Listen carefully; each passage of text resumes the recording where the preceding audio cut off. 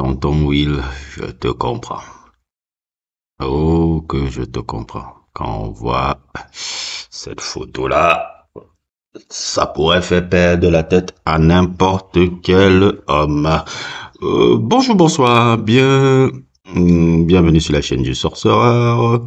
Et aujourd'hui, c'est une courte vidéo un peu hors série, complètement free, hein, où je vais essayer un peu de rétablir un peu un truc sur un personnage qui, depuis ces 4-5 dernières années, est l'objet de bashing, d'insultes, de tous les noms où on te dit que c'est le diable réincarné, et chialerie sur chialerie sur chialerie sur chialerie, blablabla.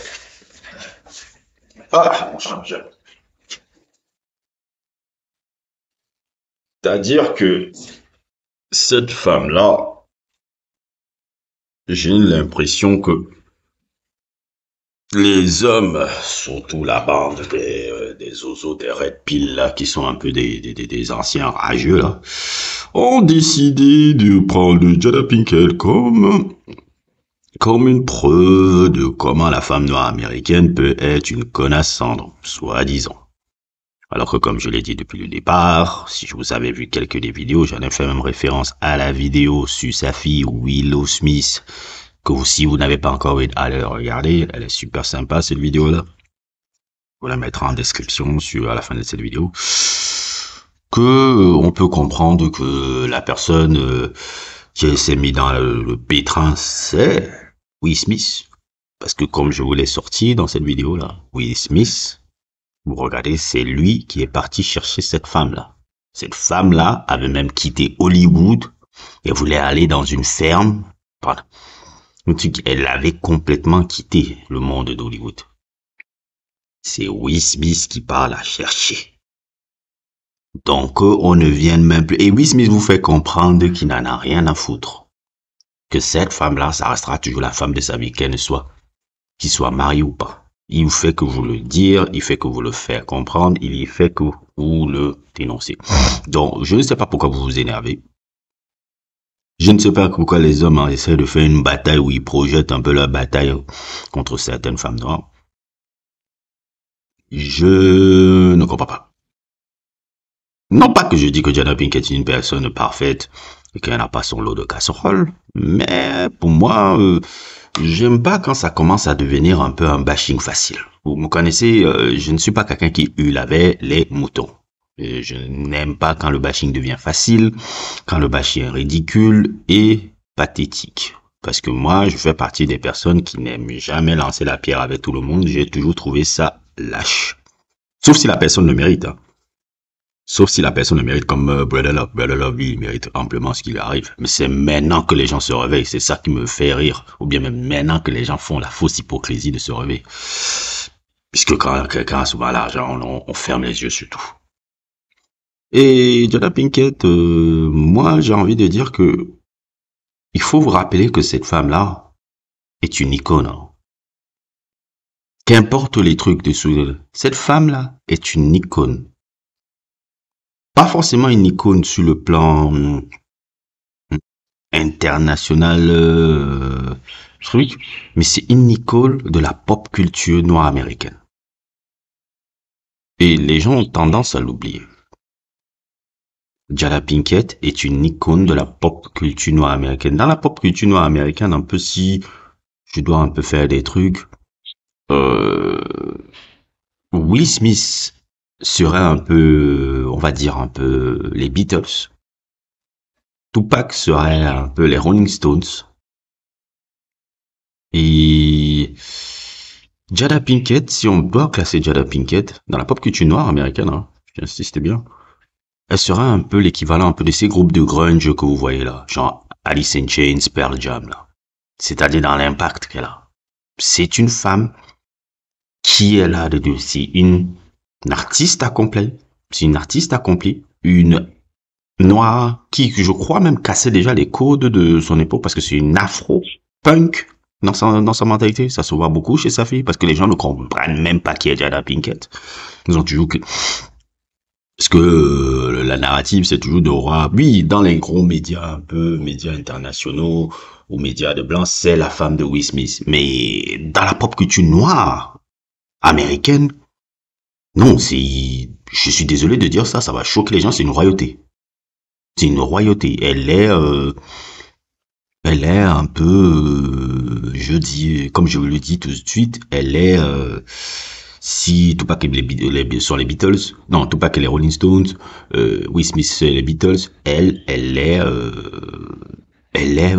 le groupe de grunge là, Pearl Jam, Alice in Chains, ces deux groupes là.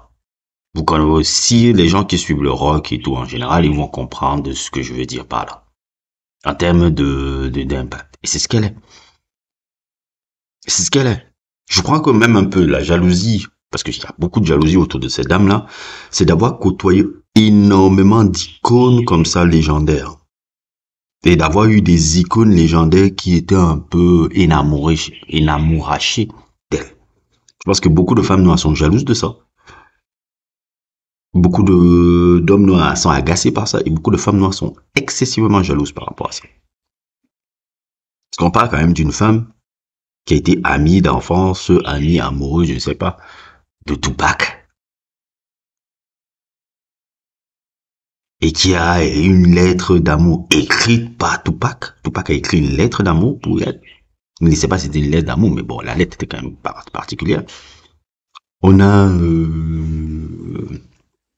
Will Smith, peut-être l'une des plus grandes, comment dire, Will Smith, un peu si on doit le mettre un peu, Will Smith est l'un des plus grands acteurs, l'une des plus grandes superstars de l'histoire du cinéma de la fin du XXe siècle. Oui, Will Smith est là, hein. On le fait souvent comme si Will Smith est autre, tout moi je n'oublie pas, hein. Will Smith, c'est l'une des plus grandes superstars superstar, acteur superstar, même l'une des plus grandes superstars même de l'histoire du show business américain. Même s'il est noir, c'est l'une des plus grandes stars du show business américain. De l'histoire. Que ça soit avec la musique et que ça soit avec le cinéma. Tupac, qu'est-ce qu'on va dire encore? Il est sorti avec Tupac. Elle a eu des connaissances avec Tupac. Tupac. Il n'y a rien à dire. Et n'oubliez pas encore, elle est, avant ces deux-là, il y a eu aussi Eazy-E. C'est-à-dire que Eazy-E, le père du gangsta rap, Eazy-E aussi a une relation avec Jada Pinkett. Donc, elle a connu tous ces hommes iconiques et je peux comprendre souvent que chez certaines femmes noires, il y a de la jalousie.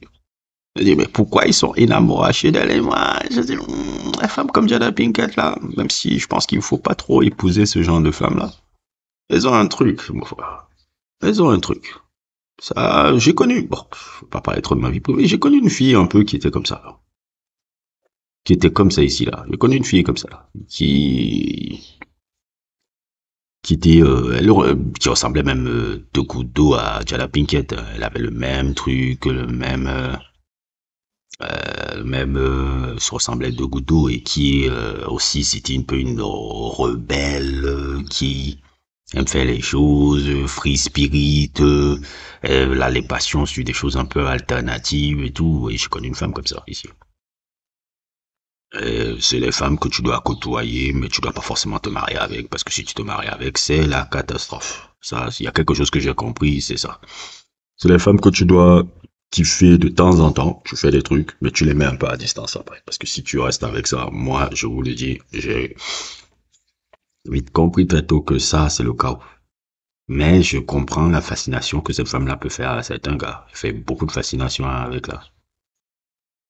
Et Jada Pinkett aussi est une immense actrice. Immense actrice. Elle a été dans des films qui sont importants dans la pop culture nord-américaine. Menace to Society, que vous voyez déjà sur la photo, qui est un classique. Des Hood Movies, c'est un classique, Menace to Society des frères Hughes. Puis il y a, je dirais aussi, après Menace to Society, je dirais aussi Jason Riggs. Je sais que dans les grands cinéphiles un peu de trucs, c'est un film qui n'est pas très connu un peu d'un truc, mais dans la communauté noire, ce film est immensement important. Set It Off de Fedi Gaegwe est un classique du cinéma. Je suis sérieux quand je dis ça. Ça dépasse même le simple cadre de Black Movie. Set It Off est un fucking classique du cinéma. Nous avons affaire à une personne qui a aussi des accomplissements à elle. C'est pas juste la femme de Will Smith. Elle a des accomplissements à elle. On l'a vu dans des grosses productions comme Professeur Folding, Scream, etc. encore aussi. Une femme aussi qui est diversifiée, qui a été chanteuse dans un groupe de rock, Weakest Wisdom, qui est à la base même fan même plus de thrash metal, d'heavy metal et de grunge et de rock et tout. C'est une personnage haut en couleur. Elle est l'icône punk de la pop culture noire américaine chez les femmes. Nous avons affaire à quelqu'un, non, ne venez pas aussi tout le temps bâcher les gens et réduire. Comme je dis toujours, j'aime pas qu'on réduise les gens réduire les gens à des choses actuelles là. C'est-à-dire que vous avez vu un truc qui vous a choqué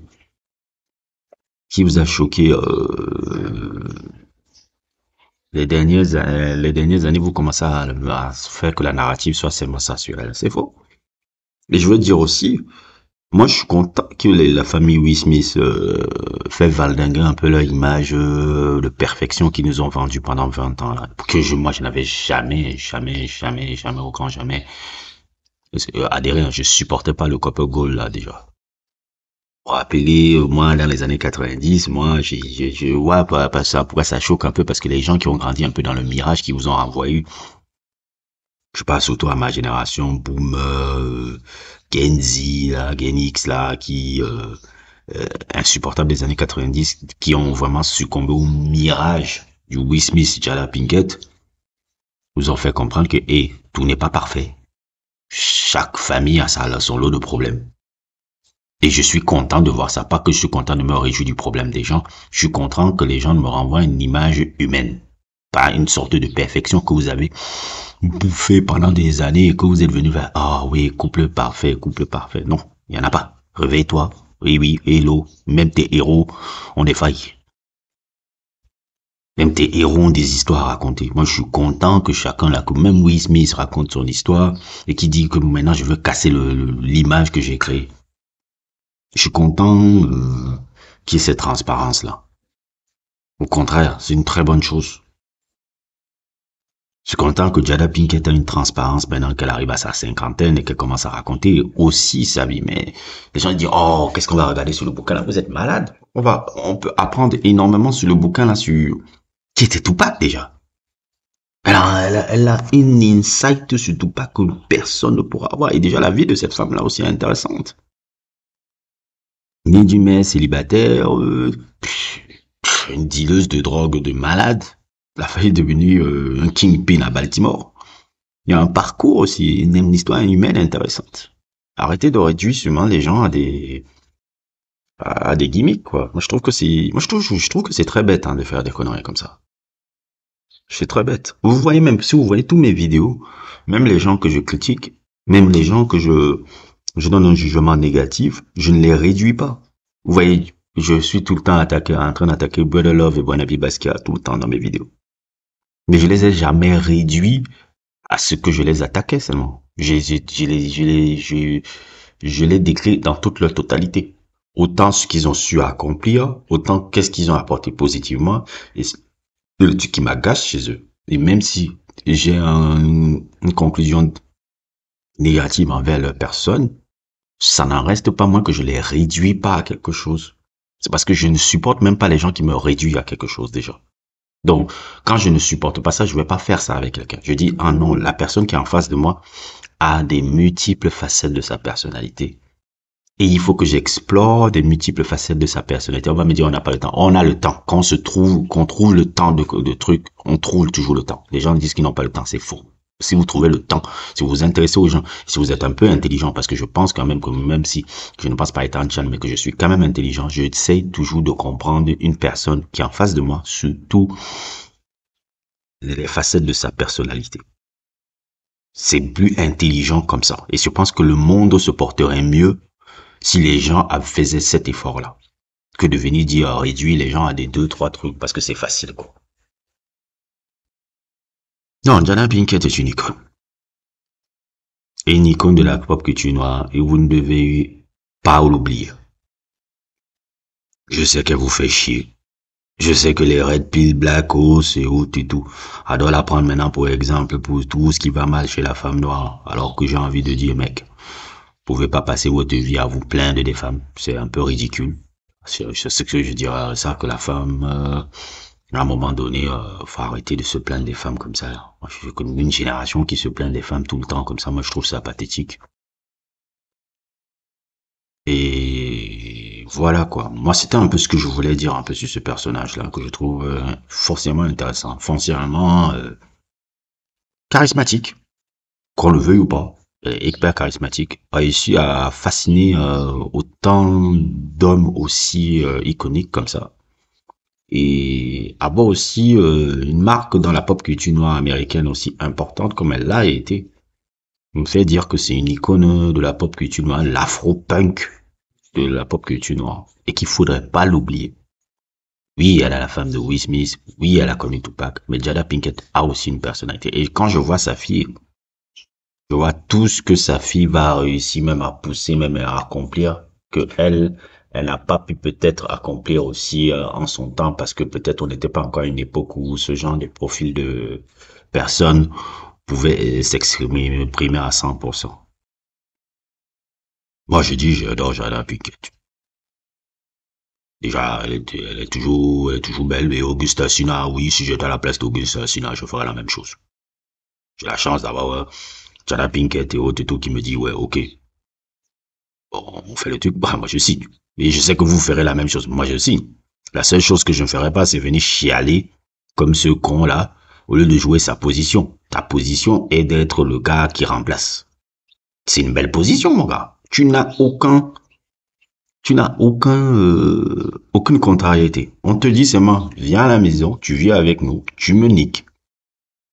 Et le mari me dit, tranquille. Le mari me dit, tant que tu ne nous affiches pas, tant que tu nous tues, on fait ça. Et en plus, si je suis intelligent, je pourrais avoir encore des opportunités par rapport à ce que ce couple-là peut me donner.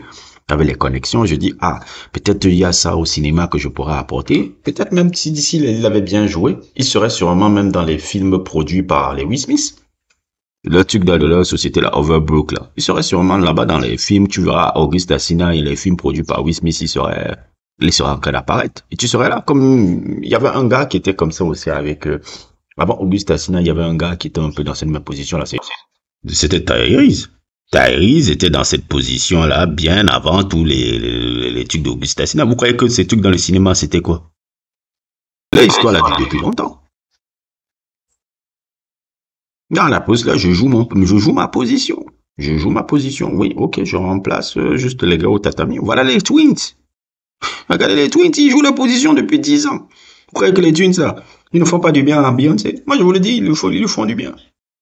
Avec Julius, avec tonton Julius, je crois que tonton Julius, ils ont repris le truc. Ils ont repris les cas. Il a été un peu le challenger du début. Maintenant, le tatami, on vous expose les tatamis devant vous, là. Ça ne choque personne. Oh là là. C'est juste en cas de jouer. Non, non, ils vous disent tout. Ils vous disent tout. Ah, comme elle est assise, là. Avec le sourire. Non, c'est là, elle connaît cette position, là. Elle sait ce qu'elle sent, là. Elle sait, oui, elle dit, ah, ok, attends après le concert. Attends après la fin du concert, là. Pendant la fin du concert, là, mes chouchous, là, vous allez venir, là. On va venir dans la loge, là. On va se faire du bien.